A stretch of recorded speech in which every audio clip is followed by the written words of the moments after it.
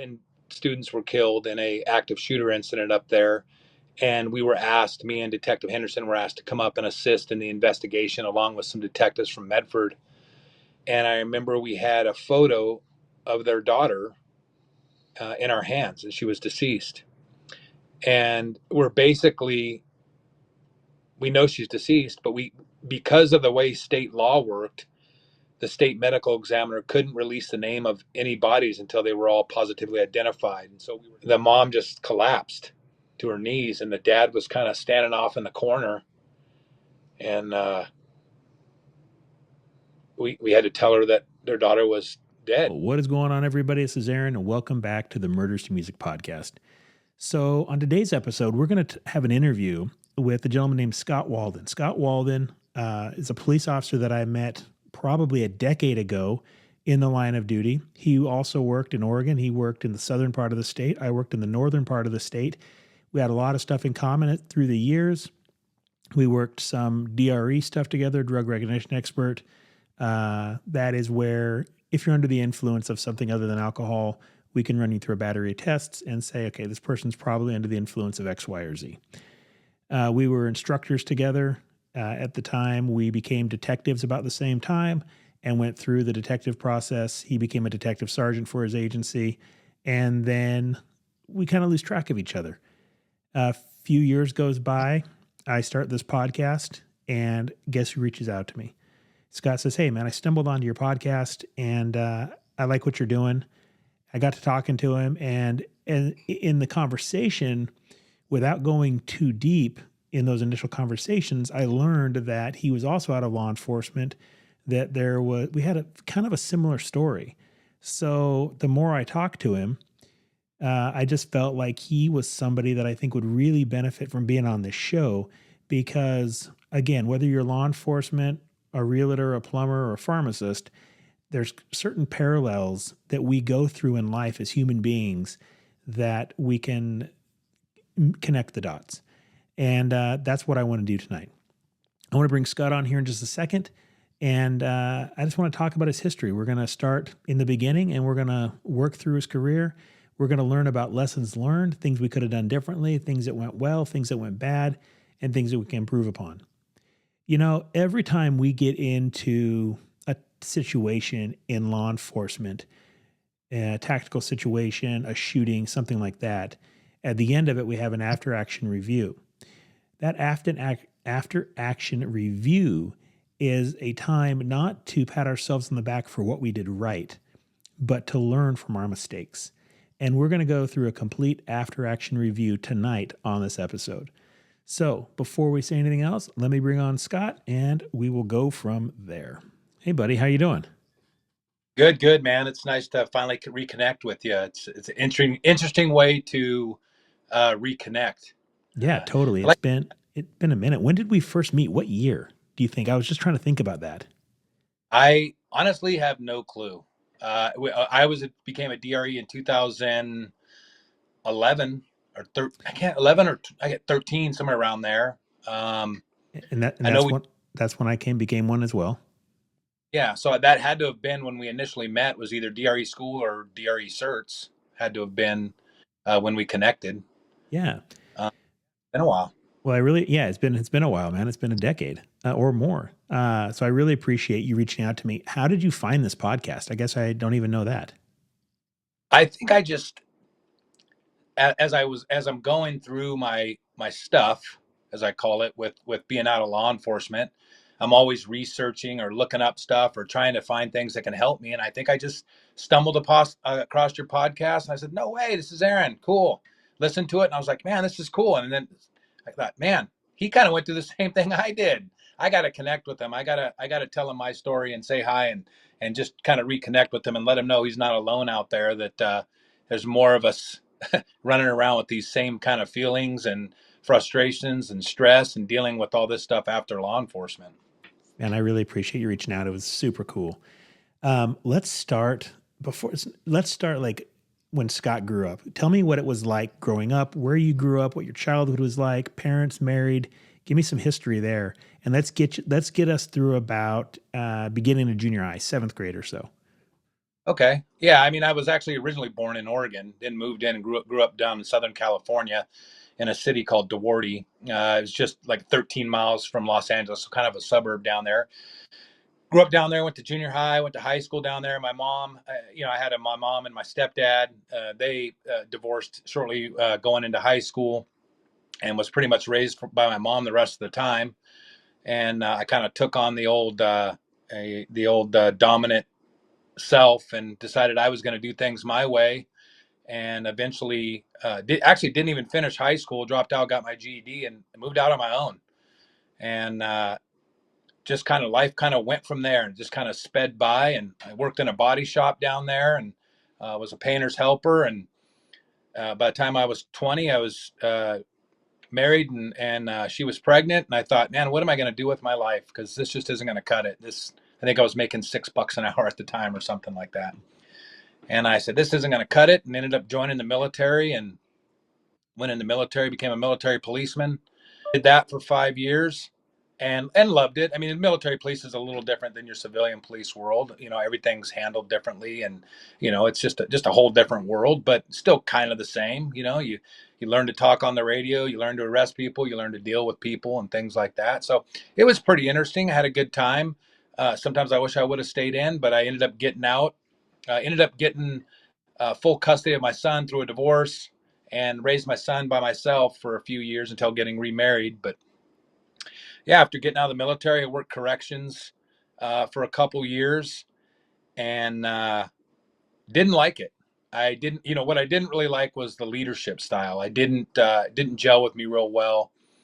I was always a very boisterous person, even in the military. I think I used to drive my squad leader nuts, but always very boisterous about good leaders versus bad leaders, and what I thought I wanted to do or what I was going to do. So I ended up getting out of the military and working corrections for a couple years. Again, didn't care for it, and I kind of thought, you know what, the only way I'm going to be able to do this life is own my own business. And 2000, I think it was 2000, moved down to Southern Oregon, and 2001 maybe, and used what I knew from in a body shop and started my own auto detail paint touch up shop, and it was actually pretty successful for about 8 years. And then by chance, I met a sergeant for a small PD down there, and we got to chatting, and he's like, "Hey, we have a reserve program," and I was just, "Nah, I don't want anything to do with it." And eventually, he talked me into it, and became a reserve officer. Thought, I could do this, 8 hours a week, big deal. And as a reserve officer, started working, 40 hours a week, and then they started paying me. Became full time, and So you said all the way back to your childhood. Do you have any siblings? I do. I got two brothers and a sister. And where do you fall in the lineup of ages with them? I am second from the youngest, so I have an older brother, older sister, and a younger brother. Okay. And did you guys all live in the same house, I presume? Yeah. You guys all Yep. live together? Okay. What was that like with the siblings and the parents? Like, give me an idea as to what your Tuesday's like and what your Christmas is like. Kind of paint those pictures for me. I would say Tuesdays, when we're talking about any day of the week, if it was me and my older brother, we were going at each other's throats. I mean, we had some pretty good battles. I can remember my mom breaking us up with the water hose in the yard because we were rolling around, throwing fisticuffs. I ain't gonna say that me and my older brother didn't bully my little brother, because he did definitely get the brunt of being bullied. And then, of course, my older sister who was real popular, very beautiful. Um, you know, had all the boyfriends coming over, and so she was, doing her thing. She was super protective of us, though. She was almost like, I mean, my sister, she taught me to swing a bat. Wow. Um, Actually, left-handed, but I bat right-handed because of my sister. So my sister was always very protective of us, kind of like almost like our second mom. She was 4 years older than me, so she was already like in high school when I was in elementary school and junior high. And then, her boyfriends that she had were always super nice to us and always driving us around and doing things. So, yeah, my sister was kind of like our second mom, very protective. Me and my older brother probably fought the most. And then, of course, my little brother got the brunt from all of us uh, picking on him. But my sister was not one to mess with either. She was super mean and had the boiling blood in her if you really got her mad. So we treaded lightly sometimes with her until we got a little older. I think she told me one time she realized I was too old to be doing that to her anymore when she punched me in the face and slammed the sliding door, and she saw I was beet red, and that she just knew that her days of beating me up were probably over. So Yeah. And did your parents stay married? Did they get divorced? What did your parents do for work, and kind of what was that dynamic like? yeah, my mom and dad divorced. I mean, I must have been two. I don't know. They were never together when I was married. I didn't really. My dad wasn't really around when I was younger. I didn't even really get to know my dad very well till I was about 15, probably, or 16. Um, but I did, like I said, I did have a stepdad, super abusive. So we didn't have like a real good relationship with him. My mom worked she did a couple things. She's a behavioral health specialist, and she worked at Metropolitan State Hospital, and which is a state hospital down there in Southern California. And then she also owned a place called Tri Centers. It was for the mentally um, disabled individuals. My mom owned homes, or kind of ran homes for mentally disabled. So super busy. Pretty much a single mom. My stepdad had the idea that we weren't his. I don't want to say that he wasn't kind to us, and always mean to us. I don't want to present that picture, but he had the idea that his money was his money, and my mom's money was there to support us. So it was always kind of coming to my mom to make sure we had everything we needed growing up. So you can imagine in Southern California, even back then when the expenses are high, we went school clothes shopping at the Goodwill. It wasn't we didn't have the luxury of going out to the mall, and my mom just couldn't afford it. But Christmases were always good. My mom definitely loved us.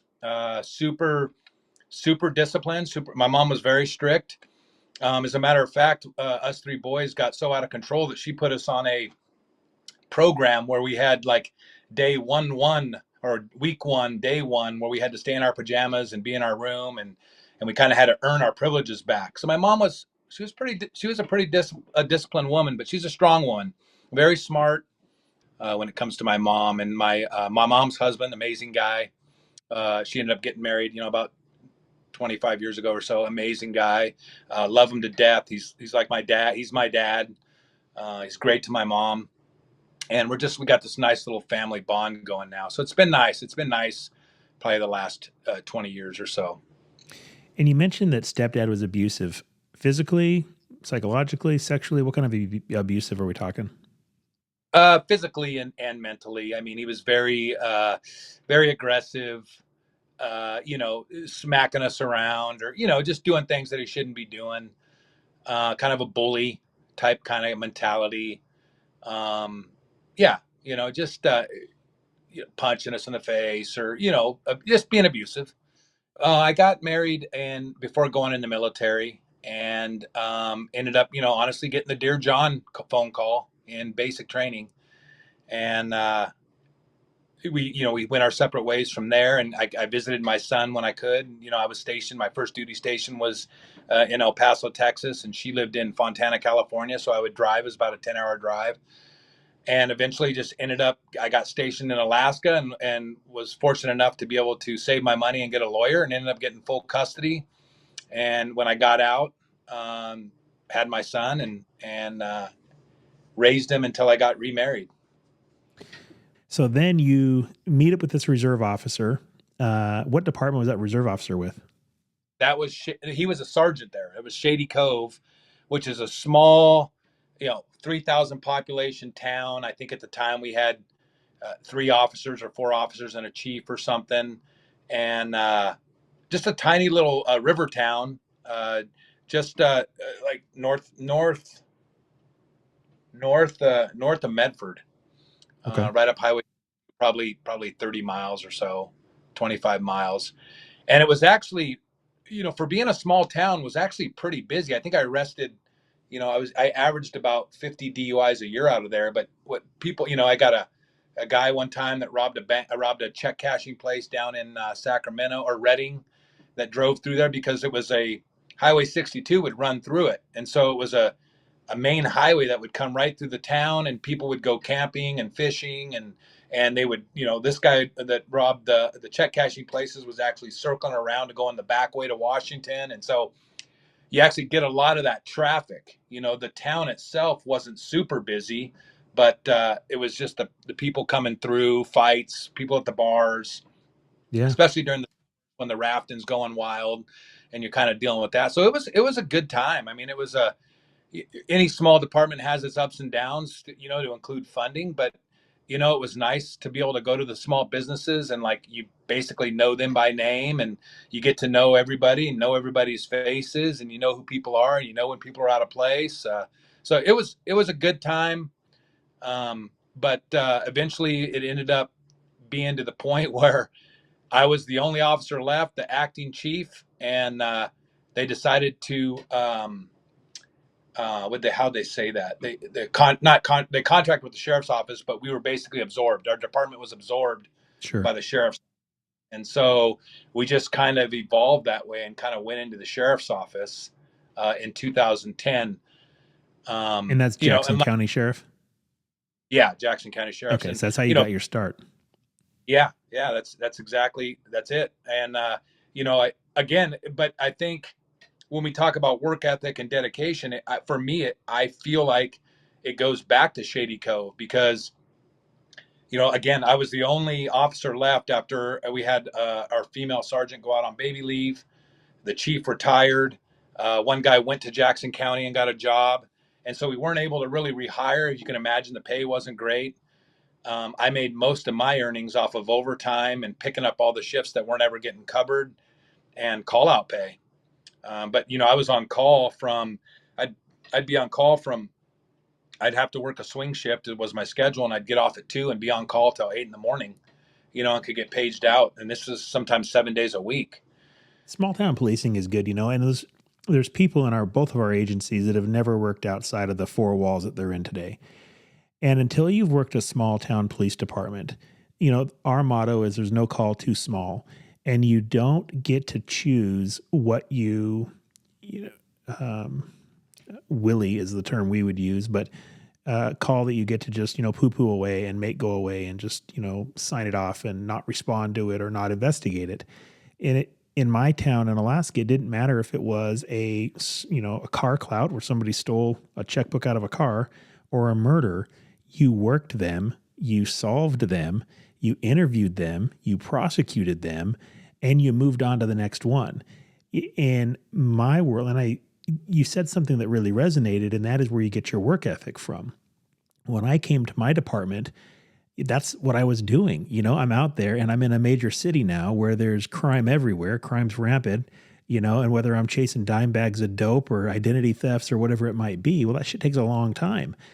And the people I was working with didn't get it. I get out there and I'm overturning every rock and I'm just a hard charger, and I take a long time on my calls because I ask questions and I solve my cases, where they're like, man, we've answered 4 calls to your 1. And I'm like, yeah, but you just signed them off and made them go away. It's not like you really did anything. You did no investigation.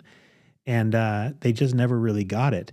But I think you're absolutely right. That small town policing instills a different sense of pride in work, a different sense of work ethic, and you just follow through. Versus the person that, day one, they respond to 150 calls on day 1 and they're like, holy crap, I don't have time to do anything.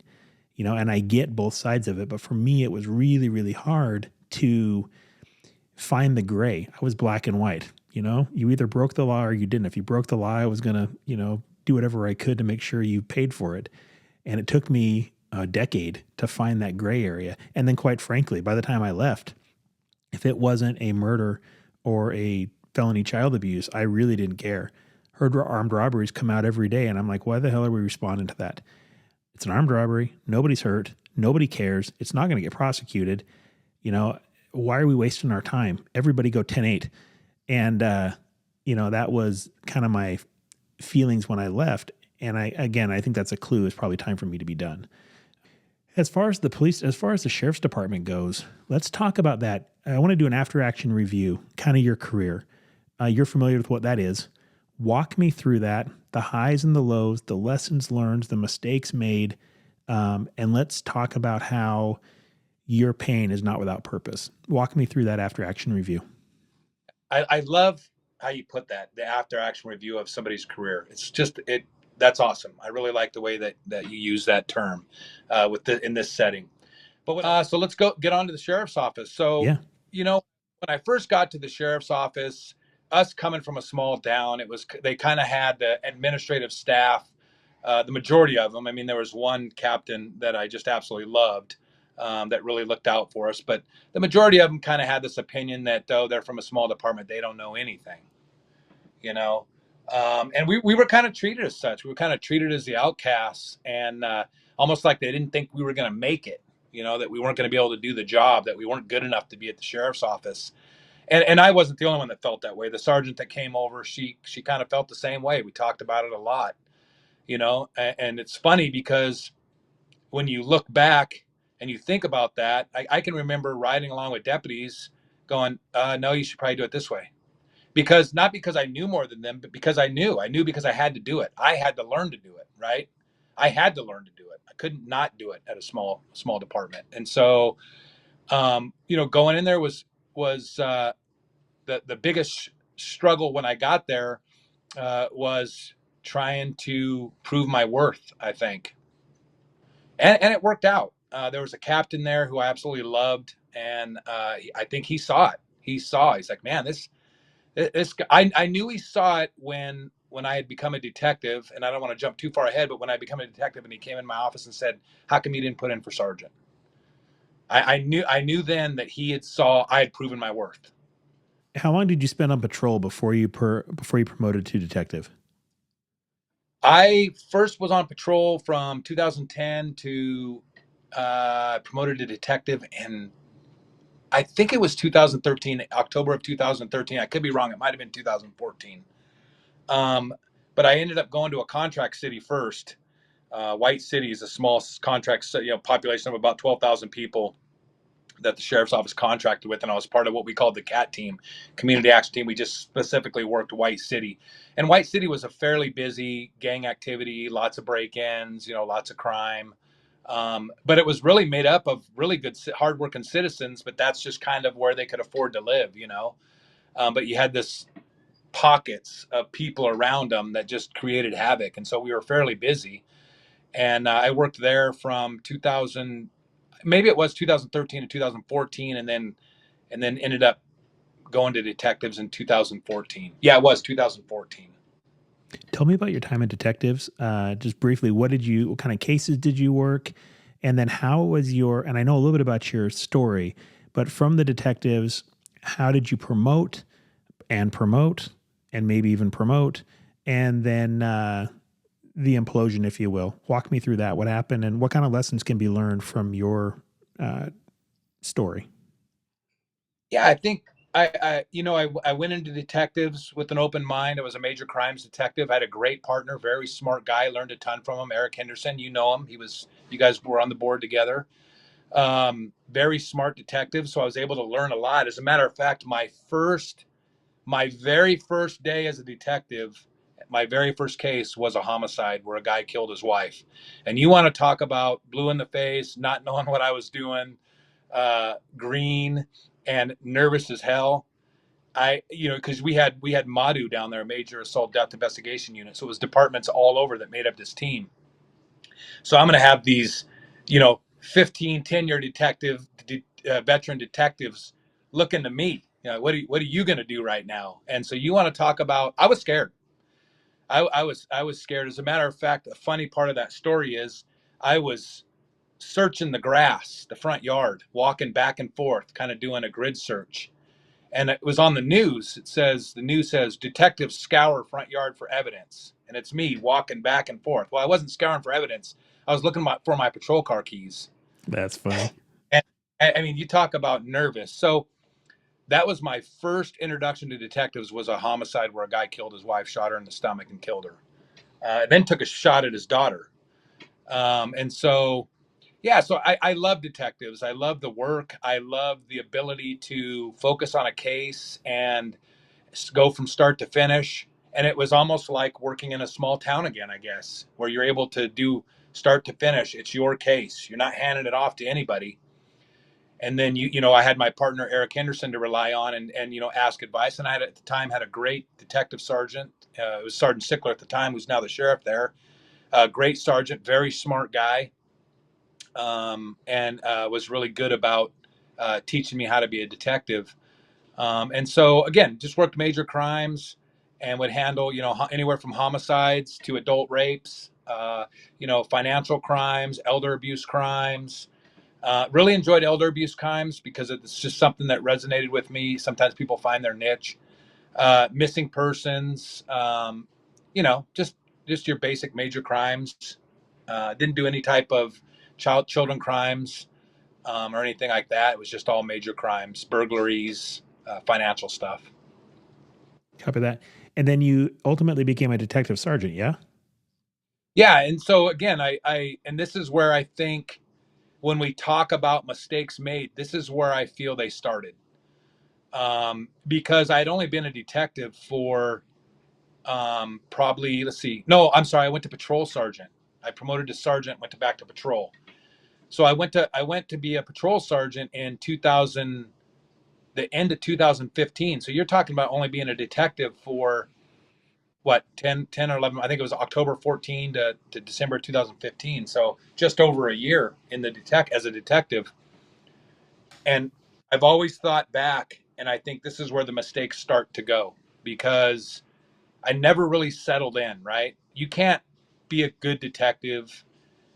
You can't allow yourself to settle in with that short of time in this line of work. It's just, to me, it's just not possible. I mean, there might be some people out there that can really do it and do a great job, and they're able to do it. I can talk about a ton of detectives that I admire at Medford PD and the sheriff's office, and people that I've met, and um, but for me, I think it was just too short. I just started moving, so I go from detective to patrol sergeant in December, a year and 2 months later, and now I'm on patrol as a patrol sergeant, trying to learn that. Right, I'm trying to shuffle now, trying to learn not really the patrol aspect. I felt like I had a pretty good handle on handling calls, but leadership stuff and still trying to be that guy. I always had.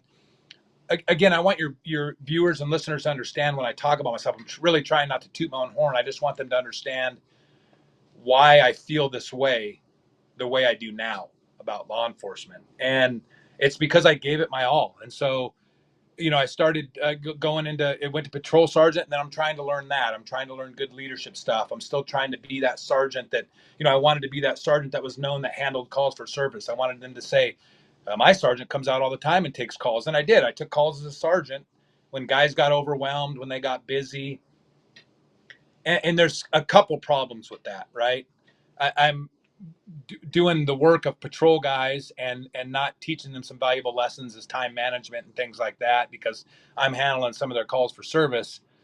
I'm also not really taking the time to learn my administrative skills, and if I am, I'm doing them after hours and not getting paid for it. Right, I'm trying to catch up on evals, trying to do payroll and do all this stuff that I could have been doing besides answering calls for service.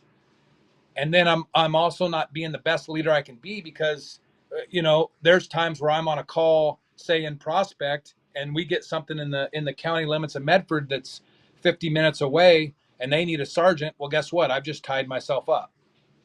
Sure. I'm on.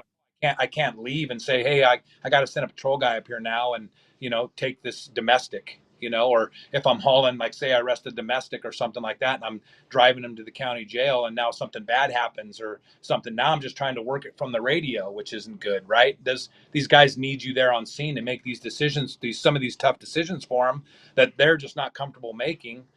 And so again, that's where I think these mistakes started to build up a little bit, that I was making as a leader and a supervisor, and then not grounding myself and being the best at learning to be the best I can be. Because again, I went within a year and 2 months. I went to patrol, was a patrol sergeant for a little over a year, and then became detective sergeant in 2017, April of 2017. And I'm not saying you can't learn on the fly. I'm not saying that there's people that can't do it. For me, it was just, I don't think I was putting my best doing myself a good service or the guys I was supervising by jumping around so fast. I was never really learning to be good at one job. It was almost like being a jack of all trades, right? What's that saying? Jack of all trades, good at none, or whatever. Yeah, It's master almost of like none. you're bouncing around and you're just leaving so quick, and you don't really learn how to be good in that one position. Now, sometimes the in reality, that's just in the department you're at where you're understaffed, or it's a smaller department. It's just reality, right? People promote fast. It's just kind of how it is. But for me, this is where I think the mistake started to begin, because I started moving up so fast, not grounding. I didn't keep myself grounded. I just kind of went too fast. So how And long were you it, how long were you a detective sergeant? But I know you promoted to lieutenant, but how long were you a detective sergeant? I was a detective sergeant from April of 2017 until um, October of 2018. Okay. Um, our patrol lieutenant took another job somewhere else and left, and I had tested for it and was second on the list. And the sheriff said, "Hey, do you want it?" And I said, "Yeah, I'll take it." Which, again, another mistake for me, because I'll tell you right now, if there's any detective sergeants out there listening, you got by far the best job in any department. Um, it's just an amazing position to be in, and I could have done so much more as a detective sergeant by not promoting up. But again, I'll be honest. I always wanted to be that leader that the guys could come to, that was making the right decisions, that wasn't being that leader that we all know and have distaste for, right? And so that was one of my reasons for promoting. I didn't want the power. I just wanted to be able to, my main thing was I wanted to be able to make decisions without really having to, in a lighter way, ask permission, right? Sure. I can talk about things. A quick one was, you know I had a guy, a deputy, very sharp guy, very smart. His wife ended up getting sick, got cancer. Well, he ran out of and vacation and sick time, and he came to me and he said, "Hey, Lieutenant, I have no more vacation and sick time, but I have a son. My wife's sick, going through chemo, um, and I don't have any time off." And I said, "All right, well, I'm going to talk to your patrol sergeant, clear it with him, but you're going to work for me now, and you're going to work from home." Very computer savvy guy, and he would build me these like Excel spreadsheet systems that I needed. And I said, "You're going to work from home. I will make sure that you work 8 hours a day, 5 days a week."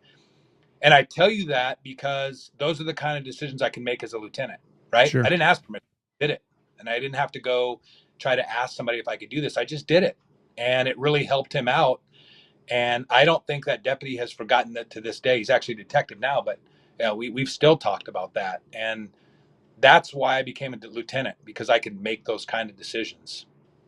So how is the stress going? So in 4 years, if I'm doing the quick math right, between 2014 to 2018, you went from patrol to detective, handling homicides day one, which I mean, frankly, you shouldn't be doing.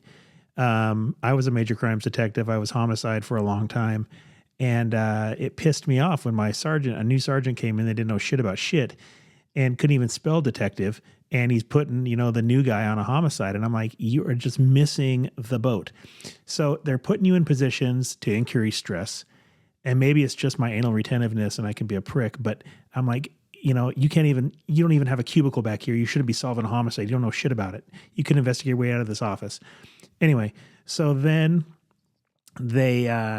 so you go from that to being put into a position that you're not really prepared for, but you're having to now solve a homicide. Within a year and 2 months, you're promoting to patrol sergeant. Within a year of patrol sergeant, year and a half of patrol sergeant, you're promoting back to detective sergeant to try to lead the people who have tenure over you that you were there with for 14 months. They know what your detective experience is. And now you got to come back there as a leader. And, then ultimately you promote to lieutenant. But during that time, what is the stress level like? Because we're going to come to an implosion and we're going to come to a very bad day soon.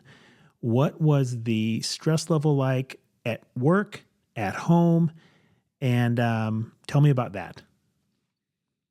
So when you talk about the stress level at work, it was absolutely insane. And when you kind of put it that way, when you're talking about, I didn't even think about that. It was only 4 years from detective to lieutenant, you know. And when you think about the responsibilities and everything going on, and like you said, I mean, I'll be the first to tell you, when I got that homicide, and I hope we can cuss on this thing, I You're about fine. shit. I had no clue what I was going to do, and luckily I had Detective Henderson with me, because I'm talking about, there's some great detectives at the Medford PD, and they're looking at me going, "What are we doing? What are we doing?" And I'm looking at them basically going, "I don't know." And I think really my saving grace there was that I was open like that. I didn't have an ego about it. I'd say, "Hey, I don't know what I'm doing. Can we all just work together and help me solve this?" And so I learned a lot that way, right? I was always pretty open like that. I was always able to ask questions. I didn't have an ego. And I'd say, "Hey," and then that's how I learned. I learned so much from, man, Eric Fox, and just is all these people, by being open with them and saying, "Hey, I don't know what I'm doing." And I'll tell you, for the most part, cops are pretty good about saying, "Okay, this guy's, I like the fact that he's saying he don't know what he's doing. And let's help this guy out. Let's get this done." So they were pretty good about that. But when you talk about stress level, again, this is where the mistakes start to be made, right? You're just moving so fast, you're not really learning. People do know what your detective experience is, and now you're the detective sergeant leading them and handling cases. And again, they're looking to you, right? They're when you come on scene at an officer involved shooting, they're like, "Okay, Sarge, what do you want to do?" Or when another department, you're investigating officer involved shooting for another department, and I show up as a sergeant, they're like, "All right, what are we doing here?" Then I get to lieutenant, and it's just mind blowing. Like I have no idea what's going on. Again, I'm making decisions that maybe I shouldn't have been making. Maybe I should have been asking permission for. I mean, I don't know if you remember the Alameda fire. Mm-hmm. Um, I was, oh, I actually forgot to mention this. So I go to be the lieutenant, and then 10 months later, the administrative CID lieutenant quits. And so now I get put in charge of both patrol and CID as a lieutenant. So I'm burning the candles at both ends, right? And I'll be honest with you, this was my idea. I told the sheriff, "I can handle it. I can do this." Again, another mistake on my part. This is another way for me to try to sweep the pain and the stress under the rug, is say, "I can do this. I can handle both of these." And so now you go from being not only the patrol lieutenant, now you're the CID lieutenant too. And so you're going from working on patrol during the day to handle the administrative duties of the patrol lieutenant. By the way, at the beginning, I have no idea what I'm doing. And then you go at nighttime, you get an officer involved shooting or a homicide. And I was the kind of guy that was like, "I'll be there with you." And so I would get out, and me and my sergeant had this thing where I was the things guy. He worked the scene. I was things. I got him anything he needed. If they needed food, if they needed drinks, if they needed lighting, if they needed the fire department, that was my job as a lieutenant, to kind of take that off of him. So now I'm not only working during the day, but working at night, And you know. pressure's building, and you're married. How is this affecting your family at home and your wife? Well, me and my wife actually ended up separating, and I ended up living in our fifth wheel trailer on the campgrounds as a camp host at the fairgrounds. Yeah, it just wasn't good. It was just so stressful. My wife, you know, ultimately what we have to remember is, no matter how we look at it, our family are the ones that are going to have our backs. Our families are going to be the ones that are always there with us no matter what. And my wife was no exception to that. My wife always supported me, was always there with me. But my kids suffered, and my daughters will tell you. They'll tell you, "Man, you are an asshole." I mean, I think my wife just told me the other night how much of an asshole I was when I asked her if I straight up asked her if she thought I made the right decision. But I mean, marriage life was not good, and how I would deal with it is I'd go to work. Because I could, right? Because I was the patrol lieutenant and the detective lieutenant, so I had every reason to be out at night, or I had every reason to be out during the day. And I would jump in my unmarked car and just go say I was working traffic overtime, or whatever the case may be, whatever I could do to avoid the stress with my wife, or the arguments with my wife, or the sadness of my kids that I put them through. Just constantly feeling like I needed to work. Like that was my work, was my saving grace. Like I'm going to be out with the boys and they're going to support me and they're going to be the ones to have my backs. And, all these things that are going through my head, basically, in the end, my wife's exact words were, if you do not go out on medical, we're getting a divorce. And she would have divorced me, It was which means I would have, go ahead. it was your coping mechanism, man. I mean, some people are alcohol, some people are affairs, some people are drugs. How many of our sergeants have got arrested for pulling drugs out of the drug turn-in locker? And it's not because that's what they strive to do or they set out to do. They set out to start doing a good thing. But you have this world that we live in where the darkness is every day. We're burning the candle at both ends. We want to do the right thing because we're small town cops working in a big city and we just don't know how to find that gray area. We've got the BLM movement going on. We've got defund the police. We've got all this rhetoric and noise that is completely squashing our will to live. And all we want to do is do the right thing. We see these cops out there, and I was one of these cops where I'm out there, I'm on the news, I am holding, my shoulders back, my chest out, and we're just kicking ass and taking names, but inside I'm dying. I am Sure. absolutely crumbling. I am a shell of the man that I was 25 years ago before starting this career. And, I hear the same in your story. And spoiler alert, this is going to come to an end here pretty quick, and it's going to come to a dynamic end. And I want you to tell me about that and how that occurred. But it's just the world that we live in, especially during that 2018 to 2022 timeframe. Defund the police, George Floyd, all the other political crap that was going on, the election, etc. That put so much downward pressure and oppression on law enforcement, and it was just undue and unjust. And I know from talking to you that also added to the stress that you were in. What happened to kind of that final day, or that you ultimately went out on IA on some administrative leave? Tell me about how that occurred. Well, you have to remember too, not only did me as a lieutenant, did I have it on the other end of trying to make deputies and evidence staff and record staff happy, but I take it personally with the George Floyd people too, and dealing with all the BLM stuff and things like that. So I'll be honest. I mean, I'm getting it coming from both ends, just feeling just overwhelmed and pressured, and I loved being a police officer, a deputy sheriff, and it was my um, my will, I guess, I'd say. But, so constantly just working and working and working and working, and not separating family life and work, and just constantly grinding and grinding and grinding. And in 2018, I'm driving my unmarked patrol vehicle, and I thought I was having a stroke. It's literally what I thought. My head started bobbing, couldn't hold my head up, and I got vertigo real bad. And I was like, oh crap. Lucky I was close to home, pulled into home, got out of my car, and my wife happened to meet me outside, and she's like, what is wrong with you? And I'm like, I have no idea what's wrong with me right now. Like, I think I'm having a stroke. And she's like, I'm taking you to the hospital. So she takes me to the hospital. They run their tests. It's vertigo. I end up getting diagnosed with Meniere's disease, which is an interlabreth system. Somehow the stress, it's also stress induced, alcohol induced, caffeine induced, sugar induced, but stress induced, causes the inner ear to fill up with fluid, and your body doesn't know which way it is. You get vertigo. So from 2018 to 2021, I'm still working like a champ. I mean, I'm still out there trying to do everything I can, redoing substations. I'd get vertigo and lay down on my couch that I put in my office. And meanwhile, I'll be honest.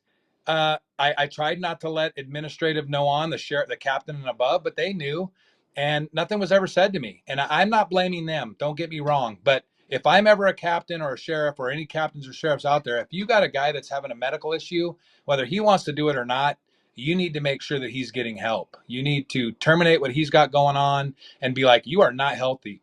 I walked out of meetings. I had a sergeant one time. I'll never forget it. Came in, we were in a staff meeting, and he walked out, and he came in and he said, hey, Lieutenant, I got a phone call I need you to help me with. And had gotten vertigo in that meeting. And I walked out basically rubbing against the wall, and the sergeant said, I had to get you out of there. It was obvious. And he basically walked me to my office, and then my detective sergeant gave me a ride home. But I continued to work, and just I think what you said really hit home. Like, it was my coping mechanism with all the stuff going on, and just work, work, work, work, work. And I continued to get these pressure headaches. And like you said, it's like a pot building, right? It's just coming. It's just a matter of time. I used to get these headaches, and I'd just be an asshole. I'd be super stressed. I couldn't control my temper. Just things were just going wrong.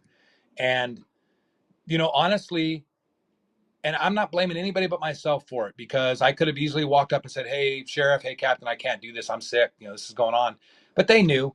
They knew what was going on, and continued to, allow it to go on.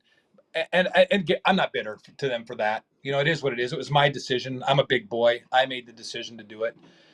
But eventually, like you said, an implosion happens, and it did. I mean, it. I got into a conversation with a detective who I felt was being disrespectful. He doesn't agree. We sit down, and I blow it, and I act like a complete buffoon. And when I say unprofessional, I was completely unprofessional. I told them from the very beginning, "Hey, look, I screwed up." Like, the captain asked me what happened. I said, "I screwed up." And he said, "Well, how should we handle it?" I said, "You got to hold me accountable. Like, I screwed up." And I just blew up on him. I just slammed the door, and it was just totally inappropriate, for several reasons. But one, I'm the lieutenant, he's a detective. It's on me. Like, this is on me. Like, no matter what he says or does, it's on me. I'm the lieutenant. It's my job to maintain decorum in there, and maintain control of everything. And so this is on me. This is my bad. And I don't want to make excuses, but I had just, I like you said, the pot had blew over. It was just, I think the detective had put it as, like, he thought I was trying to sabotage my career, basically. Um, so the captain tells me he's going to write me up. I'm like, okay, great, write me up. I deserve every part of it. And then it turns out a couple of days later, they call me and say, "Don't come into work. You're going on an IA." And I'm thinking, well, what sort of IA? Like, I told you everything. And that's another thing I wanted to slip in about IAs that I think people need to remember. When you're on IA, it is a lonely world.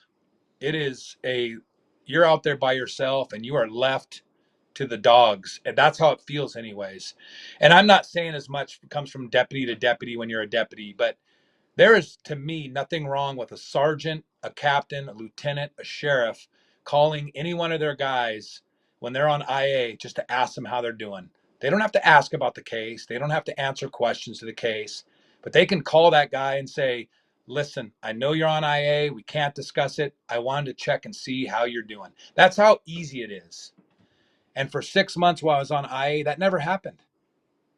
Never happened. As a matter of fact, I got a call from my captain, asked me to bring my patrol car in so they could change the oil. That's what happened. I mean, and you want to talk about frustration and boiling over. Even though I put myself in this own position, this is all my fault, right? It doesn't mean that I have to be left alone. It doesn't mean that anybody who's being IAs has to be left alone. They're still one of us. They still are people out there doing. Usually, most people go on IA because they made a mistake, you know. And they're not, they just get left alone on an island somewhere, and they don't know what's going on, and nobody talks to them, and all they have time to do is sit there and think about it. They're stressed out. They start drinking more, and it's not necessary. Pick up the phone as a lieutenant. Pick up the phone as a sergeant. Say you can't discuss the IA. You just wanted to check on him. It's easy. I That's how agree. easy. And it never happens, man. It never happens. There's a couple of things I want to come back to here in a second that you've said that, like, our stories are so parallel. We'll touch on in a second. So you implode, you go out on IA. How does your career end up ending? So I go out on IA. I go through the administrative review. I ended up having to hire an attorney. Um, I think they wanted to demote me to, the captain's recommendation was demote to sergeant. I rebutted that with an attorney, and ended up getting 2 week suspension, unpaid, and but was going to remain a lieutenant. Which once the second captain did the review of the initial captains, who I'll tell you, we did not get along. The first captain, it was, I mean, I knew it was coming there. But the second captain, I thought, did a fair job. 2 weeks seemed like a long time for me blowing up, but hey, I get it. I thought he did a great job being fair, and I accepted it. But in the end, I knew that I started looking into PERS, medical retirement, and disability and stuff. And in the end, I knew that I couldn't do it anymore. And one thing I want to revert back to is my last day on the job. I was a lieutenant at CID, and we had a robbery at gunpoint of a gas station, and I had no detectives available, so I had to go to it. And I had a vertigo attack, and I had to tell. Luckily, the guy was already gone on the freeway and drove off, but I had to tell the victim, "Hey, hang on a second, I got vertigo." And I knew then I was done. I mean, I knew this was before I got put on IA, but I knew then that I can't, this is too unsafe. I mean, could you imagine somebody relying on me for cover because they're fighting with somebody, and I show up and have a vertigo attack? And I mean, I knew then I was pretty much done. But then I ended up getting put on IA, went through the IA process, and was going to get a 2-week suspension, which I deserved, and without pay, and was going to come back, but I ended up um, deciding that, hey, man, this is in the best interest of everybody in my family. Um, I talked it over with my wife, my mom, and it was just time to go. It was just time to. I remember sitting and writing my resignation letter, and I bet you I was sitting in front of that computer for 3 hours trying to figure out what to say. And yeah, and that's kind of how it all went to an end. After 6 months of being on IA, I decided, um, before taking the 2-week suspension and the pay cut, or the pay, the pay loss, I ended up going out on a medical retirement. And again, till this day, still fighting with PERS over that. I still don't get that. So, um, Yet another thing we have in common. Still fighting yeah, to end it. All right, so what I want to do is I want to talk a little bit about a critical incident that you were involved in during your career. We spoke about it before, but I know this incident contributed to the stress. And I think it's important because as detectives and law enforcement, sometimes we're involved in things that we would never in a million years wish on our worst enemy. And those are some of other people's hardest days. Like I often say, every day I went to work was somebody else's worst day. And I know you experienced that as well, at least on this day we're going to talk about. Tell me about this incident, just a synopsis of what your role was, the low points of it, and how that contributed to your overall stress during this period of time where you're burning the candle at both ends. You've got a family that's on the outs. There's stress there, whether you guys are separated or not. There's definitely stress and issues there. It's not harmonious at home. Tell me about this incident that I'm referring to. yeah. So the incident happened up at the Umpqua Community College in up by Roseburg, which is about 75 miles north of us. And they had that 10 students were killed in a active shooter incident up there. And me and Detective Henderson were asked to come up and assist in the investigation along with some detectives from Medford. And I remember getting up to the scene, and in my mind, I remember seeing a parent. And it was so hectic when we got there, because by the time we got there, there was news media and cameras. I mean, the freeways were covered, cars were just parked every which way. We kind of had to zigzag our way down to the command center. And we ended up getting there. And I remember walking up, seeing a parent sitting on a bench. He was sitting on a bench when his hands were down in his head. His head was down, on his hands, and he was kind of leaned over a little bit. And I was thinking how surreal that was, that most people see this in newspapers. They see this photo in newspapers where you'll see the media take a snapshot of something like this and put it on the front page. And I'm standing here looking at this guy in real time. And I just remember how that, I mean, honestly broke me down. I mean, it was so surreal. That moment was just so, has been so ingrained in me. And that's what I remember thinking, how I'm standing here looking at this guy in real time. This is not a photo. This is not a movie. This is real. And yeah, and so we kind of went and got our assignments, and the FBI was there. I mean, there were so many agencies. Oregon State Police did a phenomenal job. They were the lead investigators. Detective Harris was the lead investigator. Amazing job, very well organized. Everything went together very nicely. I was super impressed, learned a ton. And then me and Detective Henderson, part of our role was to identify or interview the parents of the 10 missing children. And we interviewed this family, Hispanic family, and they had a translator there. And I remember we had a photo of their daughter in our hands, and she was deceased.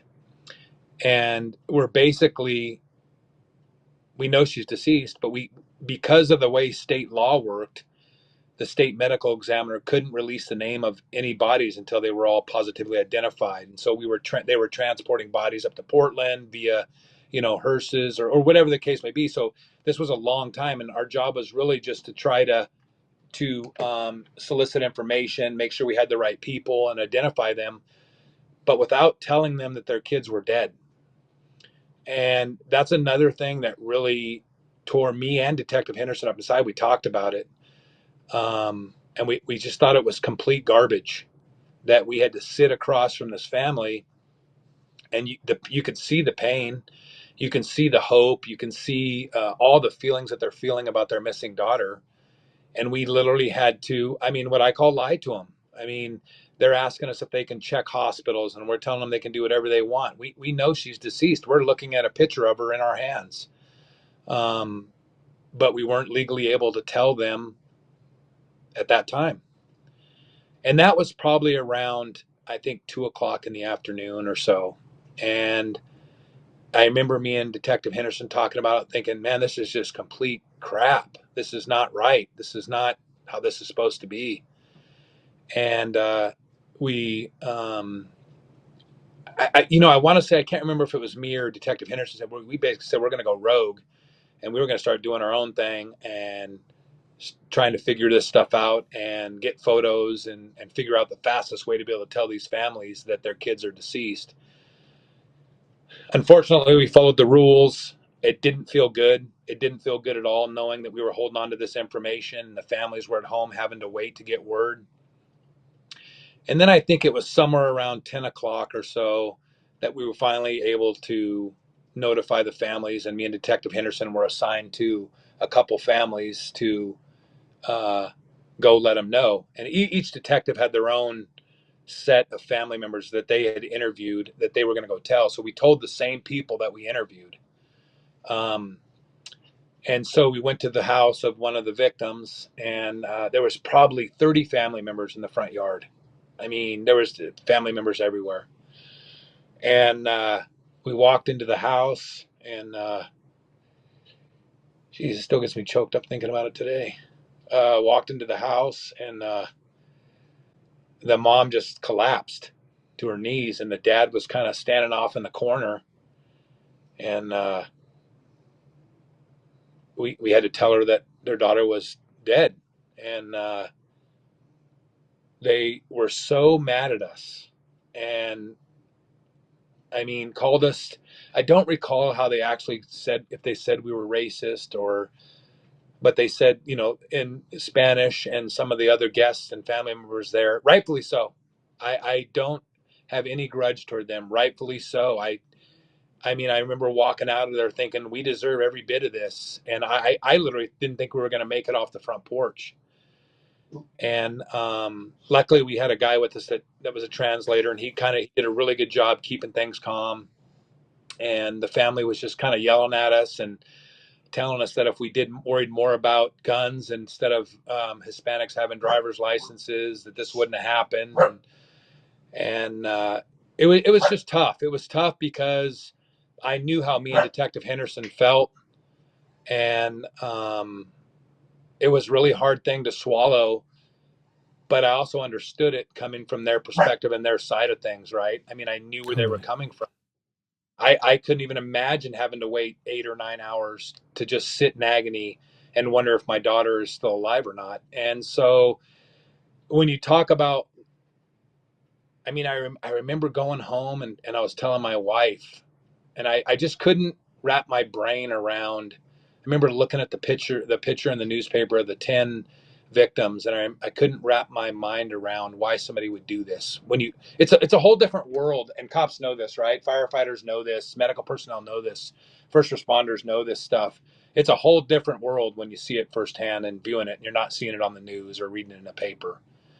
You Totally. know, a lot of people see this stuff on the newspaper, on the news, and it's almost like it's a movie. It doesn't really happen. It's not real. And then you got first responders telling you, yeah, it is real. This stuff really happens. And so that to this day still has stuck with me because it seems like, one, the incident itself was terrible, but it seems like there's got to be a better way when we're supposed to be public service servants and looking after the public to treat these family members in an incident like this. It just didn't seem like that was right. Like, for that to happen, that nobody should ever have to wait that long when we have the answers for them just Yeah. because a state medical examiner wants to give the stamp of approval. It's just not, to me, it's inhumane. It's not right. So you And have, go ahead. it's okay. Go ahead and finish your thought there. You're It, good. it, it just stuck with me. It's to this day.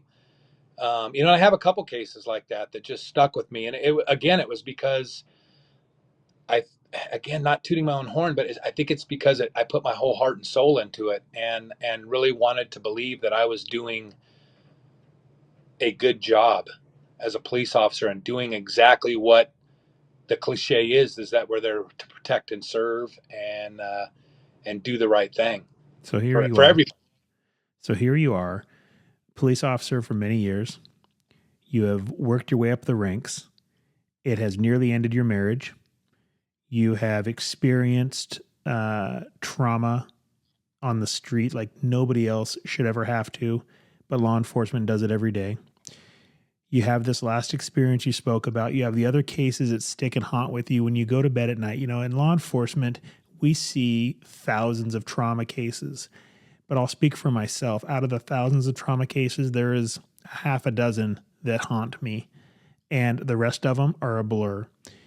And there's homicide victims where I worked their case for months, and I don't even remember their name as I sit here because there was too many of them, and they just all literally run together. So here you are through this. You've come out of your career.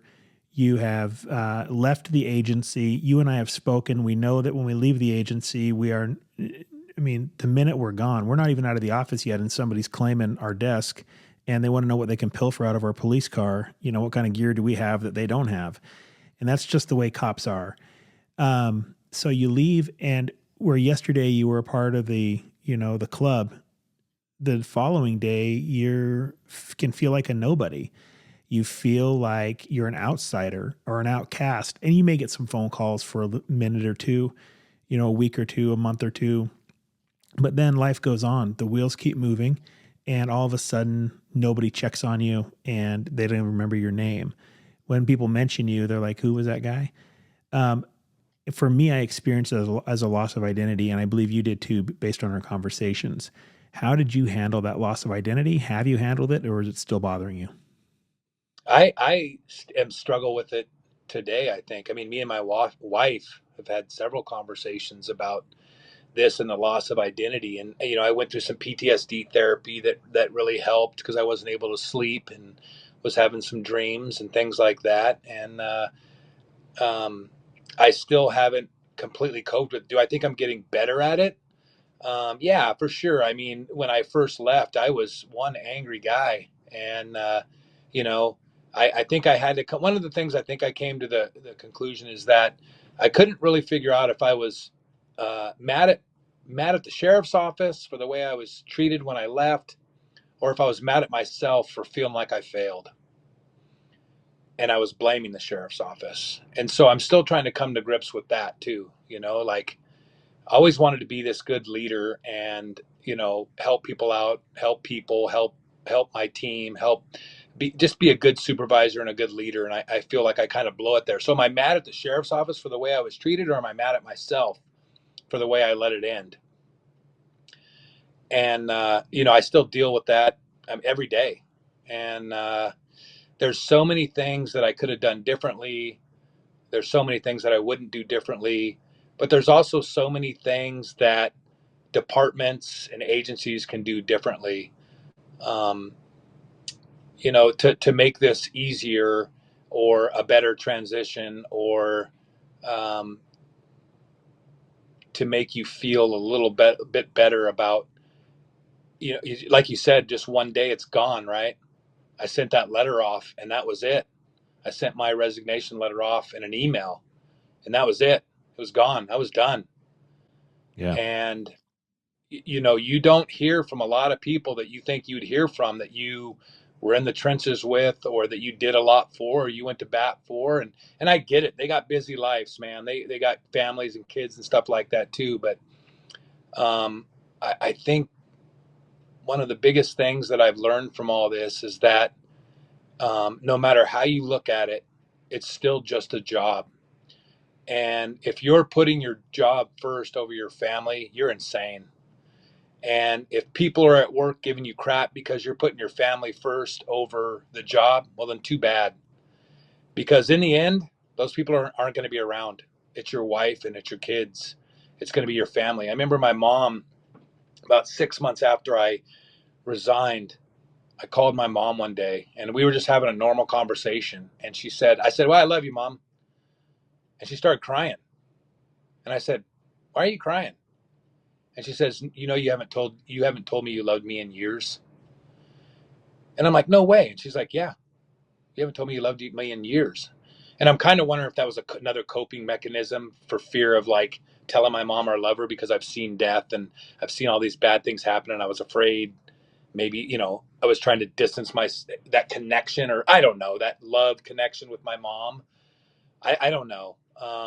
It was just sad. It was just sad that my mom, that my brothers, I mean, people will tell you, even though I'm dealing with this stuff, they'll tell you I'm a different person. I'm not even the same guy. Yeah. Um, I get the same thing.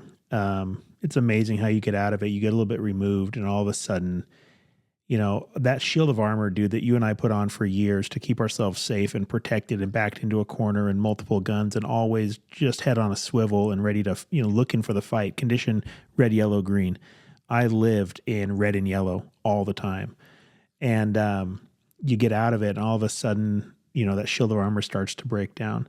And listening to you, I'm gonna wrap this up here. But in listening to you, you've said a couple of things a couple of times, and I just want to recap them. I almost feel like I'm doing an interview right now, in the interview room. I just want to recap, you like a good job? make sure I got this straight. Except you're not going to jail for the rest of your life. All right. Lessons learned. Too much, too fast. Started during the quick progression of detective to sergeant to this to that. Too much, too fast. Not enough time to establish yourself in one position, learn the role, be confident, be competent before moving on to the next. Family first. Your family is the one that's going to be there with you when everything else fails and the rest of your world crumbles. Your family is going to be there. And finding that work-life balance, while so many of us don't do that, it's very important to find that work-life balance. Realize that this is just a job, and at the end of the day, you are just an employee number. You may love your job does not love you. And at the end of the day, they will throw you out or under the bus in an absolute heartbeat because it's a business. Guard your heart. Guard your heart from what it is that you're seeing, and don't take that stuff home and let it affect you and tear you down. You've mentioned therapy. You've mentioned PTSD stuff. I think it's so important, and this is me saying this, I think it's so important for law enforcement to get that early on and make that a proactive part of their career versus a reactive part when they're trying to lick their wounds and clean up. And then finally, watch for coping mechanisms. Watch for the coping mechanisms. Watch for the alcohol, drugs, affairs, submersion into work, whatever that may be, where you're trying to numb yourself from the real pain that you're really going through. I mean, would you agree with those things? I mean, I 100%. I mean, you hit the nail on the head. And when you're sitting there saying that things, I'm thinking, man, I just wish I would have not only me learned this stuff, but passed this on to when I was a sergeant and a lieutenant, even to say, hey, guys, these are things that I need to be, administration staff need to be catching up on too, right? And Totally. let me just put one more thing. There's another thing people can be doing too. I don't know if you've ever heard of it, but I do it now every Wednesday. It's called mindfulness training. And there's so many free apps, and we all know about tactical breathing and all that stuff, but it's basically, to give you a quick example of it, you just kind of close your eyes, sit back, and meditate. And, people, I remember I do it in a group right now through the VA. And I remember thinking, man, this is weird. I don't think I could do this. But as I started to do it, it started to get better and better and better at it, and it works. And it's called mindfulness training. You can get a free app on your app phone. It's something that's hard to get used to, but it definitely works. I use it when I'm driving. I'm using it when I get stressed. I'm using when I start to get anxiety. And it's something that works if you use it. It's a good tool to have. Do you understand the science behind that and why that works? Um, I think a little bit, but it sounds like the way you said that, you might know more than me, which is good. You're Um, I gonna think it has to I think it has to do with your breathing, slowing everything down, kind of clearing your mind, so and then I'm about to bring this into perspective for you. Right okay, brain, left awesome. brain, sympathetic nervous system, parasympathetic nervous system. We know this from DRE, right? Right. Sympathetic nervous system speeds everything up. It's what keeps us going and active. Parasympathetic is a paralyzer. It slows everything down. As police officers, we work out of the sympathetic nervous system. So if there's a game trail in our head and the deer have to get from the back of our head to the water at the front of our head, because we work in the sympathetic nervous system, they take that left side of the brain. That's where all their game trails are beat down. It's the easy path. Those paths are called neural pathways. It takes the neural pathways to water because that is the easiest beaten down path that we live in as law enforcement officers. We're always going, kicking ass and taking names. The parasympathetic side of our brain, or the left side of our brain, it does opposite side of the brain, doesn't have any game trails because the deer avoid it because we never go there. So when we're doing meditation, yoga, adult coloring, listening to soft music, we're activating the parasympathetic side of our brain and we're detouring those deer on their game trails through the parasympathetic. That's why it calms us down. The more that we can detour through the parasympathetic side of our brain and slow us down, those game trails will grow over. We'll reprogram those neural pathways from point A to point B, and before you know it, we've calmed down and we're a different person. Sympathetic, parasympathetic, DRE, that's the way it works. Well, it's funny too because a lot of cops are Type A personalities, so sometimes it's hard to get the Type A personalities to really sit and believe in this stuff. But it works. I mean, it Totally, it definitely is something that can really help. totally. And then the active shooter, you talk about seeing that parent. I've been in two active shooters in my career, one in Alaska and one at Reynolds High School. The Reynolds High School one, I was one of the first guys there. When I arrived, there was a bunch of kids coming across the parking lot to me, and I got them behind a Mormon church that was across the street. And I'm guiding them around. I'm trying to put them behind cover and concealment because the active shooter is still going on. And a mom comes up in the middle of this, and she's like, I want Emilio. I need Emilio, my son. And I'm like, ma'am, there's 1,000 kids. I don't know where Emilio's at. And she goes away, and then she comes back. She's like, I need Emilio. I need Emilio. And I'm like, ma'am, and I'm almost rude to her. I'm like, I need you to go over there. I've got too much going on. Just wait. Emilio's going to come out. This happens 2 or 3 times. There was 2 kids killed that day, the shooter and Emilio. And mom knew, the mother's instinct knew exactly that her child was injured. And she knew because of no other reason other than she knew. And I ended up having to give the notification to her that Emilio was the one killed in this incident, and it was tough because I was an asshole, and I was so busy, wrapped up in the moment of keeping everybody safe. I didn't take the extra second to put myself in her shoes because I thought there's no way in hell it's her kid that got killed, and it was her kid that got killed. And Wow. it's just one of those things, right? It's just what we do. But anyway, when you talk about the active Always running shooter, in red. what, buddy? Always running in red. Always Always, red. man. Always, always. Well, dude, I really appreciate you coming on, and I appreciate you telling your story and going through it and giving those life lessons. I'm hoping people are still with us and listening to this. And to talk, the thing that really hit me about you tonight is you took ownership of all of your issues and your mistakes and what caused the problems that ultimately you acting like a buffoon for 5 minutes, crumbled your career. And to own that is pretty cool. So I really appreciate it, man. I appreciate what you're doing. I appreciate you wanting to help others. And if you need anything from me, shout out. I'll be there for you. Okay. Dude, appreciate you having me on and what you're doing. So it's pretty awesome. So I'm glad you're able to find a why. It's pretty cool. So Yeah. And our identity is not in law enforcement. Our identity is not a cop. right, Our identity is in human beings, children of God, husbands, fathers. That's our identity. This yeah, cop thing buddy. is like you just said, it's just a job. All right, Good guys. job. So, All Murders right, to Music this week. Until next time, thank you so much for sticking around. And be sure to check us out Instagram at Murders to Music. Feel free to shoot me an email, Aaron at streamlinedj.com. Leave a review, give it 5 stars. Let the algorithms do the algorithmy thing. Have a great day, and we'll talk to you next time.